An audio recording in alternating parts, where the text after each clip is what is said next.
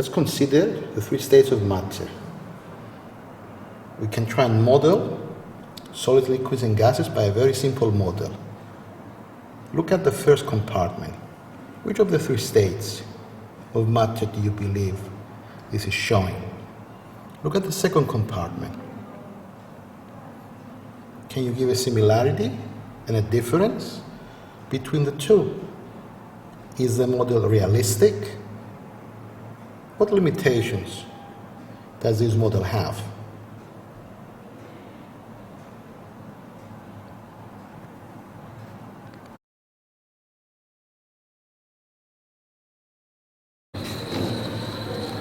In this test tube, we have some iodine crystals.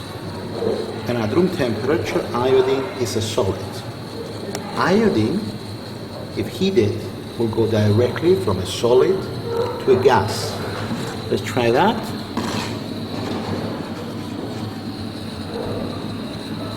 Can you see the iodine vapor? How can you describe? There we go. Beautiful.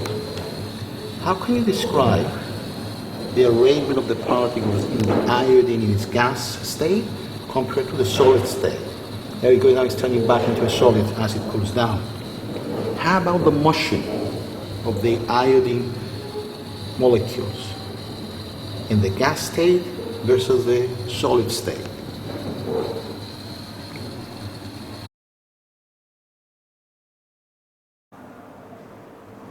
Let's consider gases. Gases exert pressure. How do we know this? Why can we compress gases? Here we have a large syringe, as you can see. Let's try and compress it.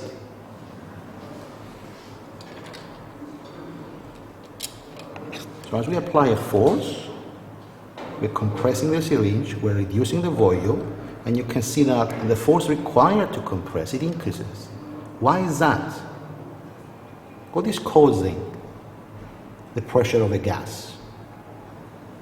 Looking at this, if you can see it, hopefully, what is the resolution of this Newton meter?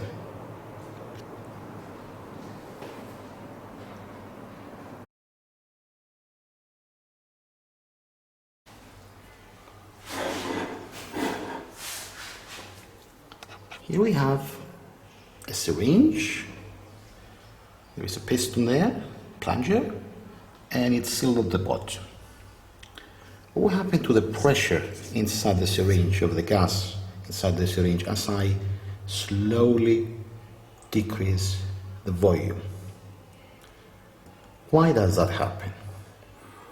If the pressure at the top on the plunger is, let's say, P, what can you say about the pressure at the seal end? How do you know? Is it the same? Is it different? Can you explain it in terms of particles?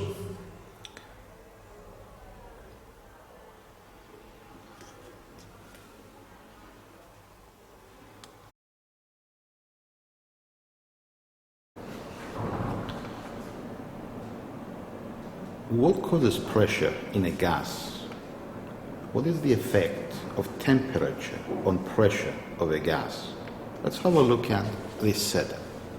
We have a little capillary tube just touching that liquid there. It's open on both ends. And we're going to put this in a beaker, as you can see. And then we're going to pour hot water over it. Let's have a look at what happens. There we go. So why did the green liquid come out? How does this relate to the pressure exerted by a gas? And you can see it now as the gas cools inside the flask, that the level is gradually going down.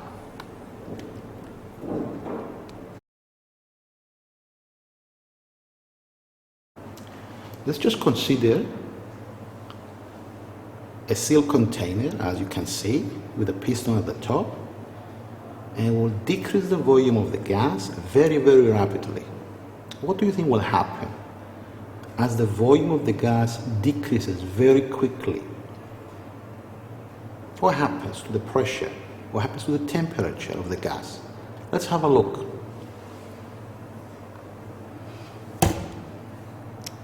Let's try that again. Very good, excellent. Did you see the spark? Can you explain it?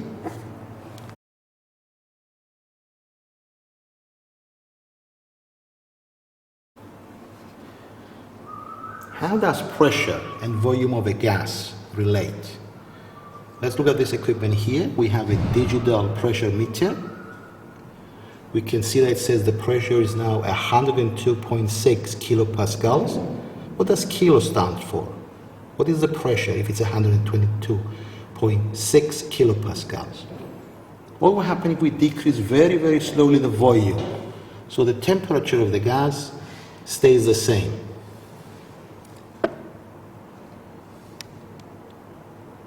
So you can see that the pressure goes up. What is the relationship between pressure and volume? How can we show this from a set of data?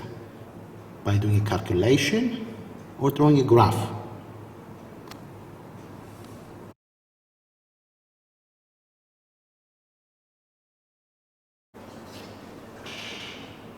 Suppose we want to produce a cooling curve for a solid. So as you can see at room temperature, our material is a solid. How can we safely melt it? Should we just switch on the Bunsen burner? Will that be safe? Is there a better method? Perhaps use and... So remember, safety first. Let's assume now that we have melted it and we want to take readings so we can produce a detailed graph showing the cooling curve. We could use a data logger. There are advantages in using a data logger. What do you think they are compared to a more traditional method of just sticking a thermometer in there? Suppose we go down the road of using a normal laboratory thermometer. Now we want to measure the temperature accurately at various times. What other equipment do we need? How should we measure the temperature accurately? Think carefully.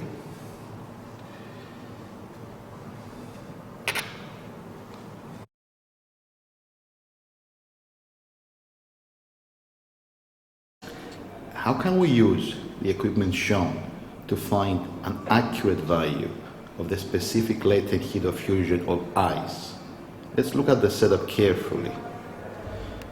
We have a funnel containing ice. We have a heater. We have an ammeter. How should the ammeter be connected? We have a voltmeter.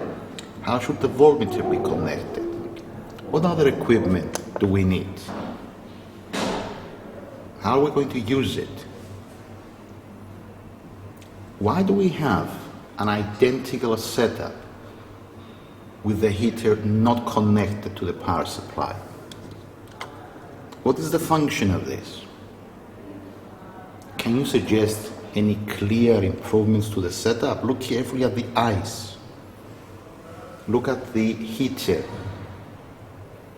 What is the function of the steel wool in the funnel?